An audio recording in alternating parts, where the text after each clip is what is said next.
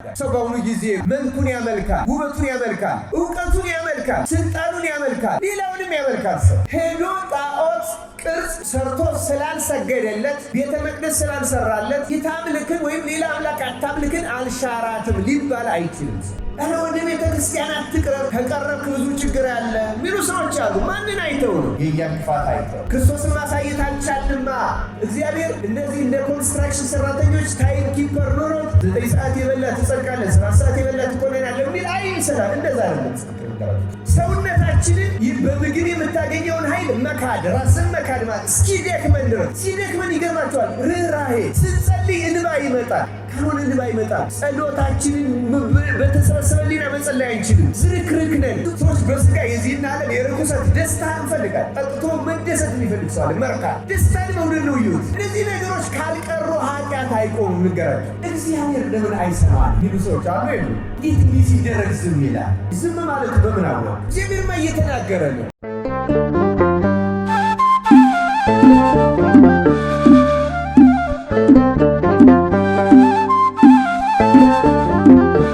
የምናደርገው የመጽሐፍ ቅዱስ ክፍለ ምንባብ የሉቃስ ወንጌል ምዕራፍ 15 ቁጥር 8 እስከ 10 ያለችውን ኃይለ ቃል ነው።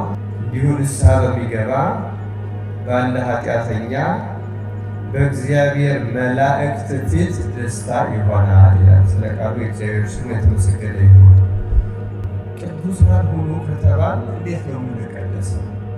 መቀደስ የማይፈልግ ሰው አለ? እንደተማርነው እግዚአብሔር ቀድሶናል።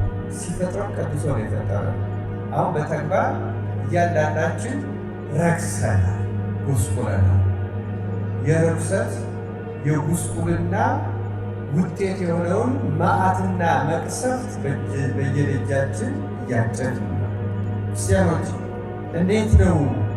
ለምሳሌ አሁን አንዳንድ ጊዜ እንደዚህ ስንል አንዳንድ ሰዎች ምናልባትም ረክሰናል ስንል ምንድን ነው መቀደስ? ራሱ መቀደስ ምንድን ነው? ምን ስንሆን ነው ተቀደስ የምንባለው? ጥሩ በጣም አንዳንድ ሰው ደግሞ ኃጢአቴን አውቀዋለሁ፣ ድካሜን አውቀዋለሁ፣ መተው ያልቻልኩትን ኃጢአቴን አውቀዋለሁ፣ እንዴት ልቶ እንዴት ልላቀቅ፣ ከዝሙት እንዴት ልላቀቅ፣ ከሐሰት እንዴት ልላቀቅ፣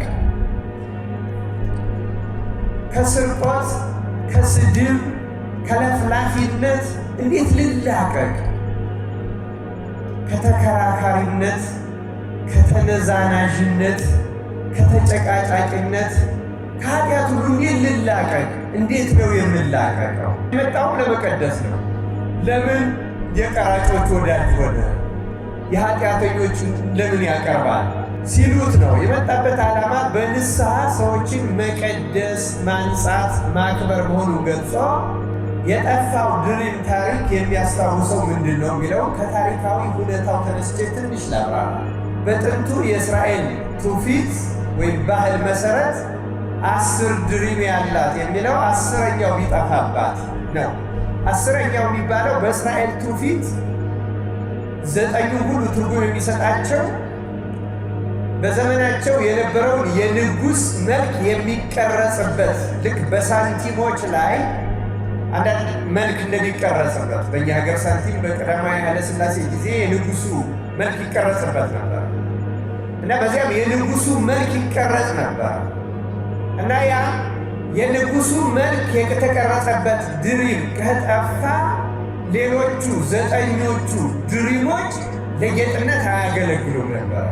ስለዚህ 10ኛው የጠፋባት የተባለችው ይሄ የንጉሱ መልክ የተቀረጸበት ድሪም ጠፍቶባት ያን ፈልጋ ካላገኘች 9 ሁሉ ትርጉም የላቸውም ማለት ነው።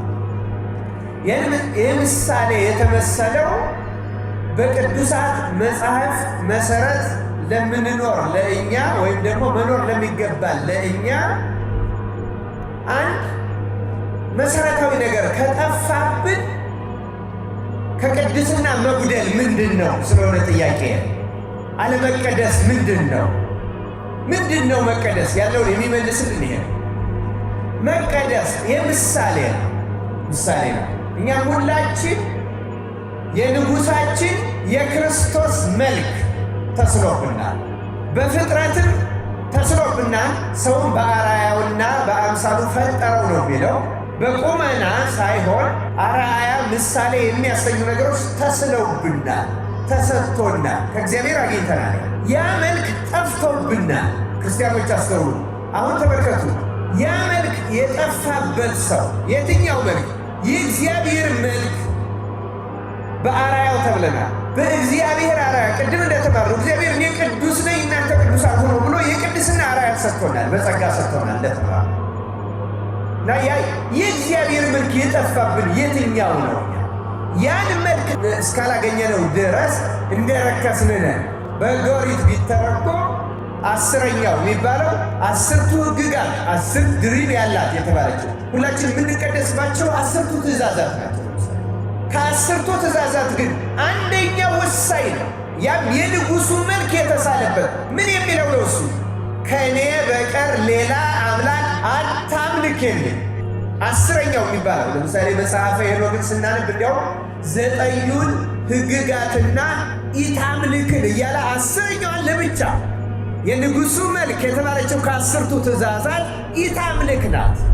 ሌላ አምላክ ማምለክ እንደሰማነው እንደምንማረው ተደጋግሞ እንደምንማረው ሰው በአሁኑ ጊዜ ብሔረሰቡን ያመልካል፣ ቋንቋውን ያመልካል፣ መልኩን ያመልካል፣ ውበቱን ያመልካል፣ እውቀቱን ያመልካል፣ ስልጣኑን ያመልካል፣ ሀብቱን ያመልካል፣ ጉልበቱን ያመልካል፣ ሌላውንም ያመልካል። ሰው ሄዶ ጣዖት ቅርጽ ሰርቶ ስላልሰገደለት ቤተ መቅደስ ስላልሰራለት ኢታምልክን ወይም ሌላ አምላክ አታምልክን አልሻራትም ሊባል አይችልም። ክርስቲያኖች ይቺ በጣም 10ኛዋ የምትባል ይችላል። ያለዚህ ሌላው 9ኙን ሰሪ አንድ ሰው አትስረቅ፣ አትግደል፣ አታመንዝር፣ አትመኝ፣ አትዋሽ ይህን የመሳሰሉትን ቢፈጽም ሌላ አምላክ ካመለከ ግን እነዚያ 9ኙ በሙሉ ትርጉም የላቸው። ለዚህ ነው 10ኛዋ በጣም አስፈላጊ የምትሆነው። ለዚህ ሁለተኛ ደግሞ ምግባራትን ብንወስዳቸው ምግባራትን ብንወስድ አሁን በዚህ ጾም እንጾማለን፣ ብዙዎቻችን እንጾማለን። ለእግዚአብሔር መልካም ፈቃድ እንጸለያለን፣ እንመጸውት ይሆናል፣ ሌላም ቸርነት እናደርግ ይሆናል። ግን ይህ ሁሉ ብናደርግ ደግሞ አንድ 10ኛ ምግባራትን 10ኛ ሆኖ የሚሞላቸው 10 ቁጥር ፍጹም ቁጥር ስለሆነ ምግባራትን ፍጹም የሚያደርጋቸው የንጉሱ መልክ የተሳለበት አንድ ደገኛ ምግባር አለ። ያ ምግባር ማን ይመስላችኋል? እስኪ ማን ይመስላችኋል? ፍቅር ነው። ክርስቲያኖች ፍቅር ነው። እግዚአብሔር ምንድን ነው የተባለው? ቅድም ስንማር እግዚአብሔር ምንድን ነው? ፍቅር እኮ ነው። አይደለም እንዴ? ተመልከቱ። ምንም ያህል ብንወጣ ብንወርድ፣ ብንሰግድ፣ ብንቀጠቀጥ፣ ብዙ ገንዘብ ብንሰጥ እግዚአብሔር ሊያስደስታል አያስደስትም ማለት ነው። ግን ፍቅር ከሌለ ቅዱስ ጳውሎስ እንዳለ ከንቱ ነኝ ነው የሚለው። ተራራ እስካፈልስ ድረስ እምነት ቢኖረኝ አይደለም ያለው ቅዱስ ጳውሎስ፣ በመላእክት ቋንቋ እስከምናገር ድረስ ጸጋ ቢሰጠኝ፣ በእሳት መካከል እስከምሻገር ድረስ ወይም ሌላ ነገር ሁሉ ቢኖረኝ ያለ ምን ከሌለኝ ከንቱ ነኝ። ፍቅር ከሌለኝ ከንቱ ነኝ። ፍቅር ከሌለ ምንም ነገር ይኸው ስትጾሙ እናንተ እንደ ግብዞች አትጠውልጉ፣ እናንተስ ፊታችሁን ታጠቡ፣ ራሳችሁንም ምን አድርጉ ነው የተባለው? ተቀቡ። ምንድን ነው የምንቀባው? የቅባት ምሳሌ የሆነው ፍቅር ነው። ፍቅር ካልያዝ ምግባራት ሰናያትን በሙሉ ብንሰራ ምንም ትርጉም የለው። ስለዚህ አንቀደስም ማለት ያለ ፍቅር አንቀደስም። የክርስቲያኖች በፍቅር ስንል አንድን ግለሰብ የተጣላነውን በመታረቅ ብቻ አይደለም። ለምሳሌ ዛሬ በዚህ ከተማ ሌላ ቦታ ደግሞ በክርስቶስ ስም ብለው የተሰበሰቡ ሰዎች አሉ። እነሱም ብንጠላስ ብንቀናስ ይህ ክርስቶስን መጥላት። እነሱ ላይ የሰለጠነውን መንፈስ እንጠላዋለን እንጂ የሚያስታቸውን መንፈስ እንጠላዋለን እንጂ ሰዎቹ ብንጠላ እግዚአብሔርን አናስደስተው። በኮምፕሌክስ በተበለጥን መተንም ከሆነ ምንም ትርጉም እርባናም የለው። ምንም ትርጉም የለው፣ ከንቱ ነገር ነው። እግዚአብሔርን በመውደድ የሌሎቹም መዳን በመውደድ ከመጣን ግን መንገዳችንም የድህነት ነው፣ ፍቅራችንም የእውነት ነው። እግዚአብሔርም እኛን ይቅር ይለናል። አሁንም እግዚአብሔር በቸርነቱ ይቅር ይላል። ክርስቲያን ያለ ፍቅር ሲባል በግለሰብ በስራ ቦታ የተጣላ ነው፣ በቤተሰብ በጎረቤት ማለት ብቻ አይደለም። ሰዎች ሌላ ሃይማኖት ስላላቸው ልንጠላቸው አልተፈቀደልን። ልናድናቸው ግዴታ አለብን። ልንጠራቸው ግዴታ አለብን። ክርስቶስ እንደወደዳቸው አድርገን ልንወዳቸው ግዴታ አለብን። ፍቅር ግብዝነት የለውም። ቅዱስ ጳውሎስ እንዳለው ፍቅር ቅንዓት የለውም። በሌሎቹ አይቀናም ነው። ለምን እንቀናለን? ፍቅር አይቀናማ፣ ግብዝነት የለውም፣ አያረጅም፣ አይወድቅም ይላል ቅዱስ ጳውሎስ። በቅንዓት ከሆነ ፍቅር የለን፣ ፍቅር ውስጥ የለን። ፍቅር ውስጥ ከሌለን የእግዚአብሔር መልክ የለም። የእግዚአብሔር መልክ ከሌለን ጠፍተናል፣ ፍለጋ ያስፈልጋል። እንደ መጨረሻ በክርስትና የክርስቶስ አማናዊ መልክ የሚታተምብን ደግሞ ሥጋውንና ደሙን ስንቀበል። አሁን እኛ በልጅነታችን እንደተባለው ተጠምቀናል፣ ቆርበናል። አንዳንዶቻችን በእግዚአብሔር ረድኤት እስካሁንም እንቆርባለን፣ አንዳንዶቻችን ደግሞ አንቆርብ።